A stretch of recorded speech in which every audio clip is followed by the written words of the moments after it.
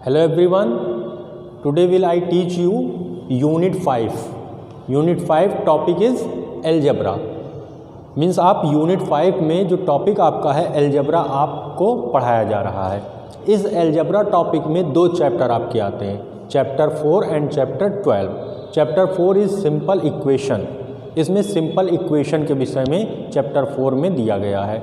And जो chapter 12 है ये एल्जेब्रिक एक्सप्रेशंस है, इसमें एल्जेब्रिक एक्सप्रेशंस दिए गए हैं। तो इसके अंतर्गत भी तमाम चीज़ें छोटी छोटी हैं जिनके विषय में हमको जानना है। तो अब जो हम वीडियो आपको भेजेंगे, पढ़ाएंगे भी इस वीडियो के माध्यम से, उसमें हम आपको चैप्टर वाइज पढ़ाएंगे। टॉपिक जरूर हमारा अलजेब्रा है, लेकिन चैप्टर जो इसमें दो चैप्टर इंक्लूड किए गए हैं एक साथ, उनको अब हम अलग अलग पढ़ाएंगे। जो चैप्टर पढ़ाएंगे उससे संबंधित जो एक्सरसाइजें हैं उनको भी आपको सॉल्व कराया जाएगा और आप खुद भी सॉल्व करेंगे, और फिर उसके बाद नेक्स्ट चैप्टर आएगा। तो आज का जो मैंने टॉपिक लिया है, पहला जो चैप्टर लिया है वो लिया है एल्जेब्रिक एक्सप्रेशंस। मीन्स आपको 12 वाला चैप्टर जो हम वो पहले पढ़ाएंगे, 4 वाला बाद में पढ़ाएंगे। तो चैप्टर जो एल्जेब्रिक एक्सप्रेशंस है, इसमें बहुत सी छोटी छोटी चीज़ें आती हैं, वो क्या होती हैं उनको भी जानना बहुत ज़रूरी है। जब आप उनको जानेंगे, एल्जेब्रिक एक्सप्रेशंस को आप पहचान लेंगे कि एल्जेब्रिक एक्सप्रेशंस कैसे बनते हैं या क्या होते हैं, फिर आपका हम सिंपल इक्वेशन पे आएंगे। तो फर्स्ट जो आता है वो आपका होता है variable. A variable can take various values, its value is not fixed. जो वेरिएबल्स होते हैं उनके वैल्यूज़ जो हैं बड़ी डिफरेंट होती हैं, और इनकी वैल्यू कोई भी फिक्स्ड नहीं होती है। जैसे आप जो अल्फ़ाबेटिकल पढ़ते हैं, ABCD XYZ LMNOP, ये जो अल्फ़ाबेट्स हैं ये वेरिएबल्स में काउंट किए जाते हैं। इनको हम वेरिएबल के लिए यूज़ करते हैं, वेरिएबल में एक्सेट्रा जो होते हैं। और उसके बाद दूसरी चीज़ आती है इसमें constant. Constant has a fixed value. जो कांस्टेंट की वैल्यू होती है वो फिक्स्ड होती है। मींस आपके जो काउंटिंग नंबर्स होते हैं 1 2 3 4 5 6 एक्सेट्रा, जितने भी नंबर होते हैं, जो भी वैल्यू वो कांस्टेंट होते हैं, उनकी वैल्यू जो है फिक्स होती है, और आपके काउंटिंग नंबर्स होते हैं, नेचुरल नंबर्स होते हैं। अगली चीज़ इसमें आती है अब एल्जेब्रिक एक्सप्रेशन। एल्जेब्रिक एक्सप्रेशंस क्या होते हैं? जैसे x² xy 2x + 3 y - 5, ये जो हैं एल्जेब्रिक एक्सप्रेशंस बनाते हैं। सिंगल भी हो सकते हैं, कुछ चीज़ें उसमें ऐड हो सकती हैं, सब्ट्रैक्ट हो सकती हैं, मल्टीप्लाई में हो सकती हैं, डिवाइड में भी हो सकती हैं, x/3 + 2, ये सब आपके जो हैं वो एल्जेब्रिक एक्सप्रेशंस कहलाते हैं। नेक्स्ट आपका पॉइंट आता है टर्म। टर्म जो है वो एल्जेब्रिक एक्सप्रेशंस में होता है। जैसे आपके पास हो 2x + 3, ये 2x + 3 जो है ये आपका एल्जेब्रिक एक्सप्रेशंस है। जब इसको कहा जाएगा तो ये एल्जेब्रिक एक्सप्रेशंस है। अब इसमें टर्म आता है, तो इसमें जो टर्म की बात की जाती है वो ये फर्स्ट टर्म और ये सेकंड टर्म होता है। ये आपका होता है फर्स्ट टर्म, और ये आपका होता है सेकंड टर्म। तो इस तरह इसमें हम टर्म डिवाइड हो जाते हैं, ये बट जाते हैं। जैसे मैंने कहा ना आपको, ये सिंगल टर्म, इसमें कुछ ऐड नहीं है ना तो कुछ सब्ट्रैक्ट है। जब तक किसी में ऐड या सब्ट्रैक्ट नहीं होगा तब तक वो सिंगल टर्म कहलाएगा। ये भी आपका सिंगल टर्म है, ये आपका डबल टर्म हो गया, ये आपका डबल टर्म है, ये भी आपका डबल टर्म है। तो इसमें फर्स्ट टर्म आपका हो जाएगा 2x, और सेकेंड टर्म जो है वो +3 हो जाएगा। इसी तरह हम कुछ और भी ले लेते हैं इसमें, सेकेंड y - 5 जो आपका मैंने लिया, तो ये भी आपका फर्स्ट टर्म कहलाएगा, ये आपका फर्स्ट टर्म हो जाएगा। और जो -5 है ये आपका सेकंड टर्म हो जाएगा। तो इस तरह इसको हम टर्म में डिवाइड करते हैं। जब भी क्वेश्चन आपसे कभी कभी पूछा जाता है कि इसमें कितने टर्म हैं, तो आप उनको बता देंगे first term, second term, 2 terms हैं, 2 टर्म्स को अलग अलग लिखने का वो भी आप बता देंगे। फिर नेक्स्ट आता है फैक्टर्स।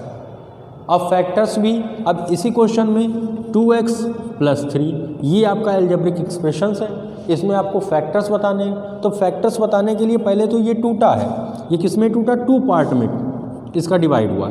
एक आपका हुआ 2x और दूसरा हुआ 3। तो ये आपके फैक्टर्स हो गए। अब इस फैक्टर्स में भी आपका जो 2x है ये 2 पार्ट में डिवाइड हुआ, पहला आपका है 2, दूसरा आपका x, और जो लास्ट है वो सिंगल टर्म ही है 3, तो वो आपका फैक्टर नहीं बना, उसको 3 का 3 ही रहेगा। तो इस तरह आप फैक्टर्स इसको कर सकते हैं। इसी तरह इसमें कुछ और भी आ जाते हैं, जैसे एल्जेब्रिक एक्सप्रेशंस यहाँ पे ले लीजिए, xy प्लस 4z माइनस 8, ये आपका एल्जेब्रिक एक्सप्रेशन हो गया। इसमें टर्म कितने, 3 टर्म है, first term, second term and third term, इसमें 3 टर्म्स हो गए अलग अलग। अब इसके जब हम फैक्टर करेंगे तो इसके फैक्टर में 3 टर्म है, तो ये 3 टर्म में पहले डिवाइड होगा, xy, दूसरा हो जाएगा यहाँ पे 4z और तीसरा हो जाएगा -8। ये तो अब सिंगल ही रहेगा, इसका फैक्टर नहीं होगा। यहाँ पे 2 टर्म है तो ये फिर डिवाइड होगा 2 टर्म में, तो ये x हो गया, दूसरा हो गया y, ये भी आपका डिवाइड होगा 2 पार्ट में, मीन्स 4 एंड z, ये आपके फैक्टर्स हो गए। इसे हम ट्री मेथड भी कहते हैं, ये ट्री मेथड फैक्टर्स कहलाता है। आपसे ये भी पूछता है, या आप इसको ऐसे भी लिख सकते हैं कि फैक्टर में फर्स्ट 2x 2 एंड x ये फैक्टर हो जाएगा, और सेकेंड टर्म का 3 का 3 रहेगा। जैसे ये आपका है, ये 3 टर्म में डिवाइड है, फर्स्ट टर्म है xy, सेकेंड टर्म है 4z, थर्ड टर्म है आपका 8, तो फर्स्ट टर्म का जो फैक्टर होगा x, y, सेकेंड टर्म का जो फैक्टर होगा 4 एंड z, और जो लास्ट थर्ड है वो आपका सिंगल ही है -8। अगर निगेटिव है तो निगेटिव का साइन आपको लगाना जरूरी है, अगर पॉजिटिव है तो पॉजिटिव का साइन आप मत लगाइए तब भी चलेगा। Okay, next point 6, coefficient. Coefficient जो होता है वो आपके टर्म जो दिए गए होंगे, जो भी एल्जेब्रिक एक्सप्रेशंस दिए गए होंगे उसमें पूछेगा टर्म में कॉफिशिएंट। तो यहाँ पे ये आपका टर्म दिया गया है, कॉफिशिएंट आपका 5 हो जाएगा, इसमें कॉफिशिएंट आपका -7 हो जाएगा, -xy में जो कॉफिशिएंट है वो -1 होगा। कॉफिशिएंट का मतलब होता है जो वेरिएबल्स हैं उनके में किस न्यूमेरिकल नंबर से मल्टीप्लाई किया गया है, कौन से नंबर से मल्टीप्लाई किया गया है। जैसे यहाँ पे xy है तो xy निगेटिव नहीं होता है कि -x होता है, ऐसा नहीं होता। आप जब भी पढ़ते हो XYZ पढ़ते हो, ABCD पढ़ते हो, उसमें कहीं -a -b -c नहीं पढ़ते हो, इसमें न्यूमेरिकल का मल्टीप्लाई किया गया, नंबर का मल्टीप्लाई किया गया है, -1 का मल्टीप्लाई xy में किया गया है।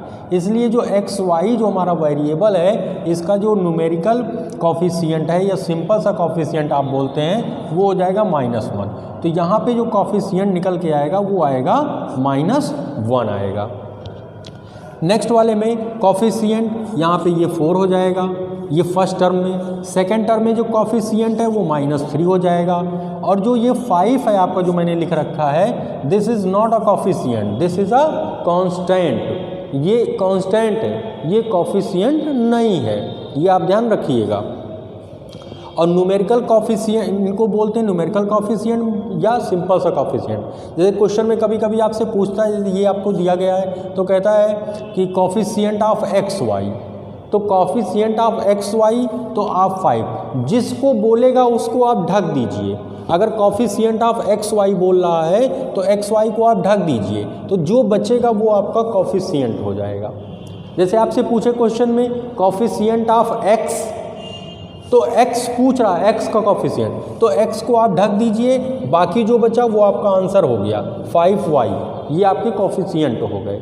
तो कॉफिशिएंट इसलिए किसी में भी पूछता है, किसी का भी पूछता है, तो जिसको पूछेगा उसको आप ढक देंगे, आंसर हो जाएगा। कॉफिशिएंट ऑफ XY को आपने ढक दिया तो माइनस आया, ये माइनस सिंगल नहीं है, दिस इज अ -1, एक्चुअल में ये -1 होता है। इसी तरह कॉफिशिएंट में किसी में पूछा जा सकता है, तो कॉफिशिएंट जब पूछेगा आपसे ऐसे क्वेश्चन में तो आप बता देंगे। नेक्स्ट पॉइंट 7 आता है like and unlike term.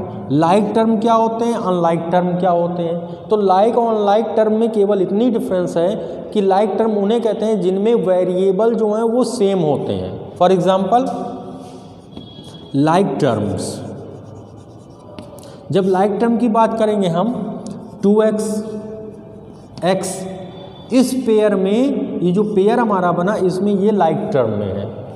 Suppose -3x, 4x and -2x, these are like terms. इसमें साइन नहीं देखा जाता है, इसमें साइन नहीं देखा जाता है। 2y -9y, these are like terms. इसमें केवल आपको वेरिएबल्स देखना है, किसी जो भी हों वो सेम टाइप में लिखे हों। ये 2z² -z², these are like terms. ये लाइक टर्म्स होंगे, इन्हें हम लाइक टर्म कहेंगे।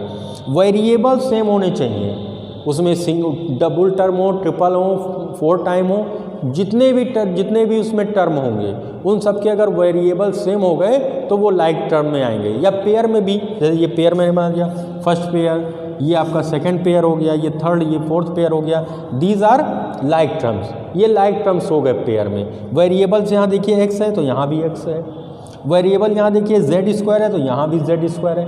अब 2x के साथ में z² नहीं होगा, यहाँ पे वेरिएबल चेंज हो गए। या एक आपको और बता दें हम, 2x² -x², ऐसे लिखे हैं तो ये भी लाइक टर्म्स हैं। यहाँ पे वैल्यू जो x की है वो पावर 2 है, यहाँ भी पावर 2 है। इनके कांस्टेंट, ये जो न्यूमेरिकल कॉफिशिएंट होते हैं उनसे कोई मतलब नहीं होता है। न्यूमेरिकल कॉफिशिएंट निगेटिव हो पॉजिटिव हो उनसे कोई मतलब नहीं है, केवल और केवल उनके वेरिएबल जो हों वो बिल्कुल सेम हो। अगर पावर है तो पावर में हो एक जैसे, सिंगल हैं तो सिंगल हो।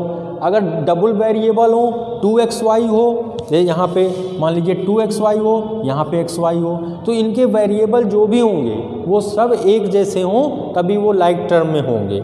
यहाँ पे हम z कर दें, यहाँ भी z कर दें, यहाँ भी z कर दें, तो दीज आर लाइक टर्म्स हो जाएंगे। ये लाइक टर्म्स हो जाएंगे क्योंकि इनके वेरिएबल्स जो हैं वो बिल्कुल सेम हैं। इनके न्यूमेरिकल कोफिशिएंट से हमको कुछ भी लेना देना नहीं है। वहाँ पे कुछ भी हो सकता है, पॉजिटिव हो सकते हैं, नंबर उनके चेंज हो सकते हैं, कोई पॉजिटिव कोई निगेटिव हो सकता है, नंबर उनके अलग अलग हो सकते हैं, वो उनसे कोई मतलब नहीं, केवल और केवल वेरिएबल सेम हो। वेरिएबल आपने सेम देख लिया वो लाइक टर्म में होंगे। इसी तरह वेरिएबल अलग अलग हो गए, दीज आर अनलाइक टर्म। जैसे यहाँ पे हम अनलाइक टर्म कर दें, अनलाइक टर्म की बात करेंगे यहाँ पे हम, तो अनलाइक टर्म्स जो होते हैं, अनलाइक टर्म्स में जैसे यहाँ पे हमारा लिखा हो 2xz और ये आपका -x², these are unlike terms, क्योंकि वेरिएबल यहाँ का xz है और यहाँ का जो वेरिएबल है वो x² है। वेरिएबल सेम नहीं है, इसलिए ये अनलाइक टर्म में आ जाएंगे। आई होप आपकी समझ में आ गया होगा।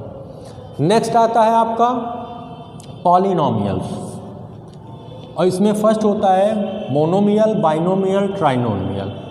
ये आपके 3 टाइप के हैं। मोनोमियल जिसमें सिंगल टर्म यूज होते हैं, 2x yz -x z² y lm -n, ये सभी जो हैं मोनोमियल्स कहलाते हैं। इसमें सब में सिंगल टर्म है, ये सब जो हैं सिंगल टर्म में यूज हैं। इनमें भी साइन निगेटिव पॉजिटिव हो सकते हैं। Binomial means 2 term, 2x + 3 x² - 4 yz + a, इसमें 2 टर्म होंगे, चाहे वो नेगेटिव हो चाहे पॉजिटिव हो।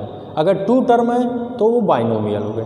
ट्राइनोमियल में 3 टर्म होंगे, a + b - c, x² + y² + z², कुछ भी हो सकते हैं, xy 2 + z। जो 3 टर्म वाले होंगे वो आपके ट्राइनोमियल होंगे। और जब इनको हम मिक्स कर देंगे, इन सभी टर्म को जब हम मिक्स कर देंगे तो ये सभी मिलके बना देते हैं पॉलिनोमियल। मैंने लिखा है यहाँ पे an expression with one or more terms.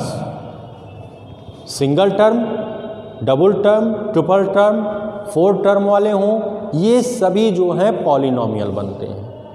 Means ये पॉलिनॉमियल के ही पार्ट हैं। ओके।